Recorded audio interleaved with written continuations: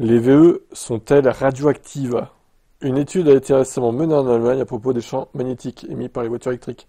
Les chercheurs ont comparé 11 modèles, parmi lesquels les hybrides et une voiture thermique. Oh bah là, j'ai hâte de voir le résultat, tiens. Oui, du coup, il faut se protéger, il faut mettre une combinaison quand on conduit notre VE. Les chercheurs du Bureau fédéral allemand de protection contre les radiations ont mené une série de tests pour évaluer les risques liés aux champs magnétiques.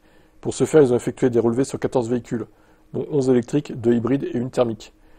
Les essais ont été réalisés sur des bancs en rouleau, sur une piste d'essai et même une route ouverte. Premier constat, les VE respectent les seuils de tolérance en matière de radiation.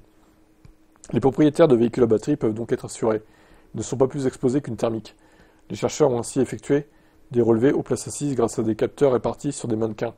Des pieds à la tête, ils ont pu noter une concentration plus importante de champs magnétiques au niveau des pieds. Toutefois, ils ne présentent pas de risque particulier pour la santé. Les valeurs maximales recommandées pour les champs induits dans le corps ont été respectées dans les scénarios étudiés.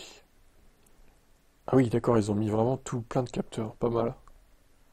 Par exemple, les champs magnétiques étaient plus intenses lors des démarrages, ou encore des phases d'accélération et de freinage, ce qui permet de constater que le style de conduite influe directement sur le niveau de radiation. Selon Inge, bah, c'est normal parce que la batterie, elle bouge quand elle se recharge avec la régène et puis l'accélération, quoi. Il y a des champs magnétiques qui sont créés, c'est évident. Avec un style de conduite plus sportif et des opérations d'accélération et de freinage fortes, des champs magnétiques nettement plus forts ont été enregistrés pendant une courte période. Toutefois, tous les types de motorisation sont logés à la même enseigne. Les chercheurs n'ont pas mesuré d'écart de valeur significatif entre les modèles étudiés. Seul le démarrage de la voiture hybride a créé un champ magnétique plus intense. Néanmoins, toujours sous les seuils recommandés. Bon, on suppose que les thermiques en ont moins, mais bon, vu que ça pose aucun problème, ça va, hein. Il n'y a pas péril dans la demeure.